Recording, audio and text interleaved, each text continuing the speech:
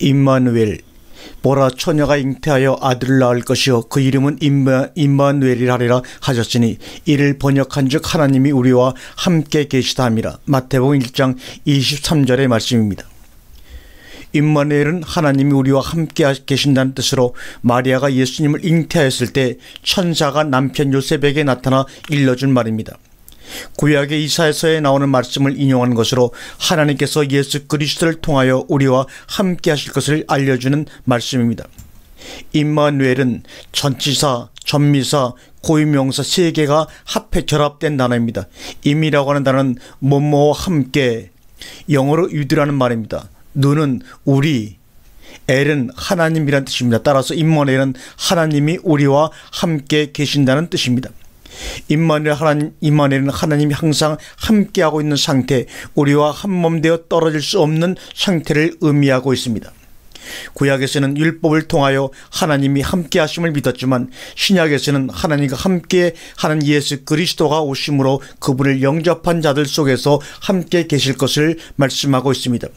임마누엘은 하나님 우리와 함께 하느냐 아니면 예수 그리스도와 함께 하심으로 말미암아 우리 안에 함께 계신가가 매우 중요합니다. 2000년 전의 유대교는 하나님을 믿었으나 주님을 영접하지 않았으므로 자기 안에서의 임마누엘이 되지 못했습니다.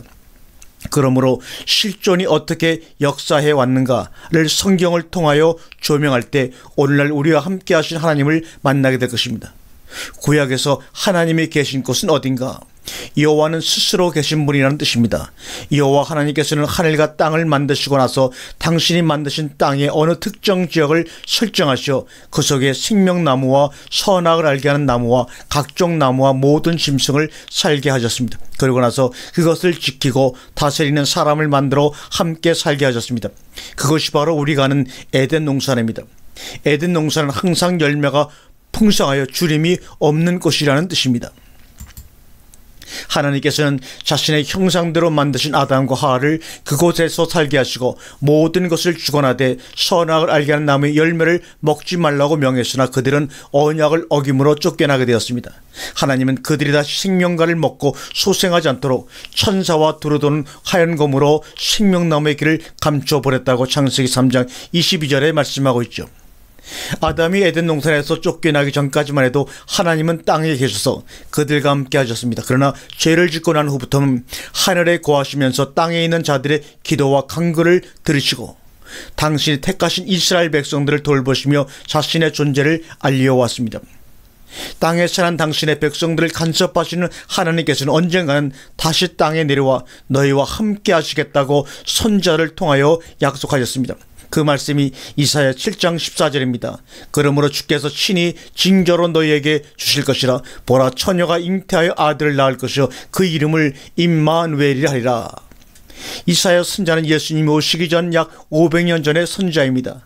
하나님께서는 그 선자를 통하여 어느 시기인지는 알리지 않았지만 때가 되면 처녀가 아들을 낳게 되고 그때 내가 너희와 함께 하겠다고 약속을 하셨습니다.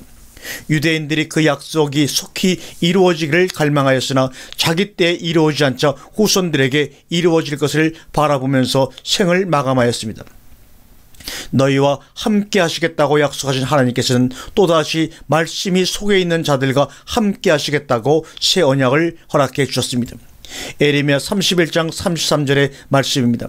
나 여호와가 말하노라. 보라, 날이 이르리니 내가 이스라엘 집과 유다 집에 새 언약을 세우리라. 곧 내가 나의 법을 그들의 속에 두며 그 마음에 기록하여 나는 그들의 하나님이 되고 그들은 내 백성이 되리라고 말씀합니다.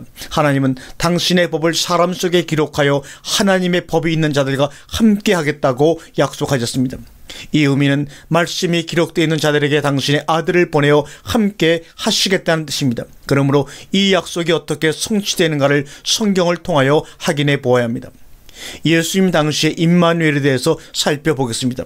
보라, 처녀가 잉태하여 아들을 낳을 것이요 그 이름은 임마누엘이라 하려 하였으니 이를 번역한즉 하나님이 우리와 함께 계시다미라. 예수님의 탄생은 하늘에 계신 하나님이 땅에 내려와 사람들과 함께하는 이사야 7장 사건의 성취를 보여주고 있습니다. 이사야 7장의 예언이 이루어졌으면 에레미야 31장 사건은 언제 성취되는가 하는 것입니다. 곧 내가 나의 법을 그들 속에 두며 그 마음에 기록하여 나는 그들의 하나님이 되고 그들은 내 백성이 될 것이라고 하는 에레미야 31장 33절의 말씀입니다. 하나님은 당신의 법이 기록된 자들의 하나님이 되는 때는 하나님의 법을 행위로 지키는 자들이 나오는 때가 아니라 이미 법이 그 안에 기록되어 있는 자들이 나오는 때를 말씀하고 있습니다.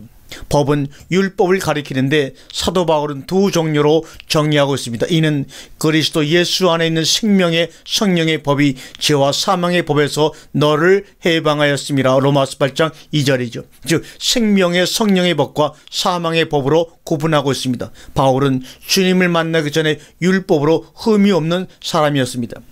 그는 모세부터 내려오는 율법을 지킴으로 구원을 얻는 것을 알고 그것을 행위로 지키려고 노력을 하였지만 율법은 죄만 생각나게 하고 죄를 완전히 처리하지 못한다는 것을 깨달았습니다.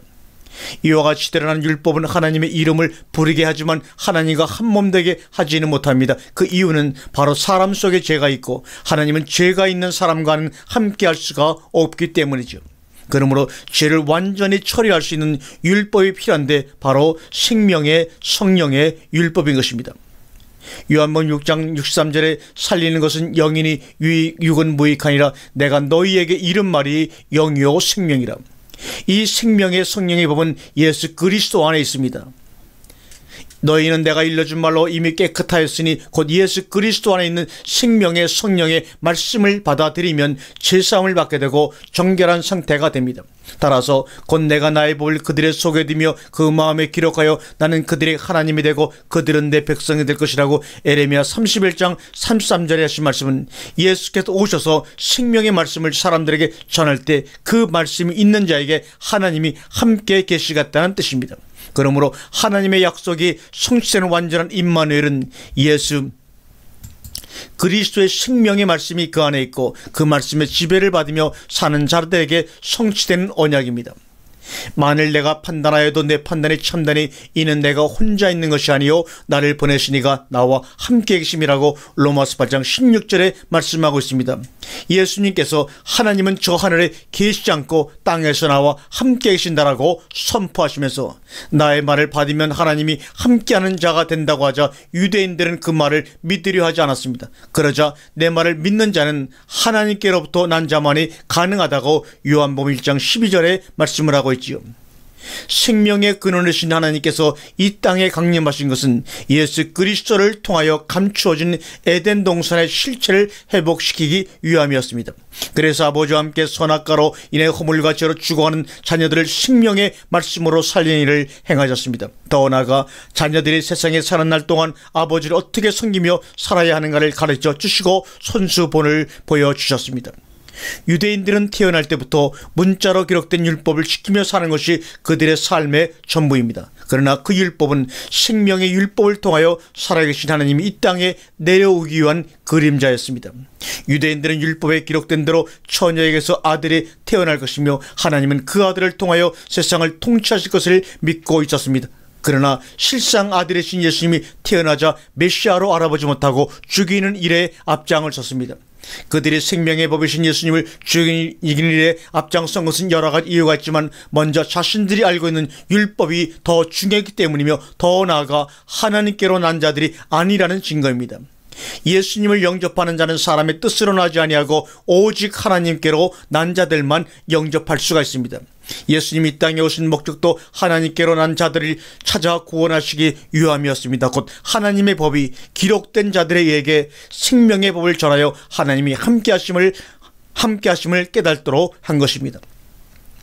예수님은 하나님과 함께 하시면서 하나님께로 난 자들에게 생명의 법과 생명의 씨를 심으시고 나서 십자가에 죽으시고 부활하여 하나님 우편에 앉으셨습니다. 그리고 하나님의 생명의 씨는 땅에 주님으로부터 가르침을 받은 자들 속에 있었습니다. 이 씨를 다른 사람에게 심을 때 영원히 함께 하신다는 새 언약을 약속하여 주셨습니다. 그러면 오늘날의 임마누엘은 무엇인가? 그날에는 내가 아버지 안에 너희가 내 안에 내가 너희 안에 있는 것을 너희가 아니라. 요한복음 14장 20절의 유명한 말씀입니다. 주님께서 내가 너희를 떠나 아버지께로 가야 할 때가 왔다고 하시자 제자들은 근심하기 시작합니다. 그러자 그날이 되면 아버지 아들이 너희와 함께하는 것을 알리라고 위로하여 주셨습니다. 그날에 함께하는 주님은 십자가에 죽기 전에 주님이 아니라 십자가에 죽으시고 부활하시는 주님을 가리키고 있습니다. 다시 말해 부활하신 주님이 너희 안에 있을 때 하나님이 영원히 함께 하시겠다는 말씀입니다. 제자들이 자신과 함께 생명의 주를 알게 된 것은 사도행전에서 주님의 이름으로 보낸 진리의 성령을 받고 나서였습니다. 사도 바울은 그리스도인을 잡으러 가던 중 빈을 받고 나서 부활의 주를 증거하게 되었습니다. 그러므로 너희가 알리라는 말씀은 먼저 부활의 주님이 찾아와서 알려주어야 알 수 있다는 것을 의미하고 있습니다. 또 주께서 가라사대 그날 후에 내가 이스라엘 집으로 세울 언약이 이것이니 내 법을 저희 생각에 두고 저희 마음에 이것을 기록하리라. 나는 저희에게 하나님이 되고 저희는 내게 백성이 되리라고 히브리서 8장 10절에 말씀하고 있습니다. 오늘날 임마누엘이 성취되는 자는 마음에 하나님의 법이 있는 자들입니다. 하나님의 법이 하나님의 말씀이 있는 자들입니다. 이는 새 언약의 성취를 의미하고 있습니다. 예전에 하나님을 모르고 예수를 모르고 있을 때에도 우리 안에 믿음의 말씀이 있었습니다. 그러다가 하나님이 정하신 때가 되자 보내신 자를 통하여 그리고 성경을 읽다가 성령의 역사로 하나님을 아버지라 부르고 주님을 구세주로 시인하게 되었습니다. 이것은 이미 믿음의 말씀이 있어서 믿게 한 것이며 이것을 깨닫는 때가 영원한 임마누엘이 성취되는 때입니다. 임마누엘이 성취되어 말씀의 지배를 받으며 순종하는 삶을 사는 자들은 혈과 육의 출생이 아니라 하나님께로 난 자들이라고 합니다. 그들에게는 사망의 율법이 아니라 생명의 성령의 법이 있습니다. 주의 이름을 부르면서 아버지가 함께하고 있다는 사실을 잊고 있지는 않습니까? 하나님이 세상을 이처럼 사랑하사 독생자를 주셨으니 이는 저를 믿는 자마다 멸망치 않고 영생을 얻게 하려 하심이라고 말합니다. 하나님은 우리 마음에 생명의 주를 주셨다고 분명히 말씀하고 있습니다.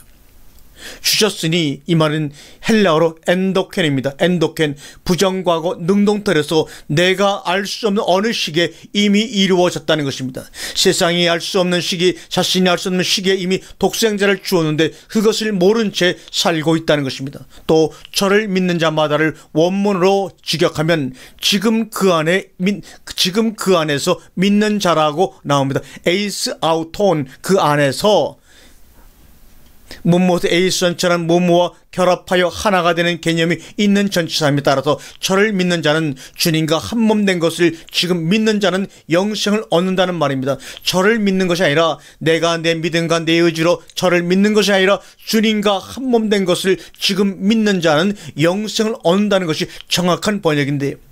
이것을 알지 못하고 저를 믿는 자라고 하니까 내가 믿음을 통해서 구원을 얻는 줄로 착각하고 이때까지 왔습니다.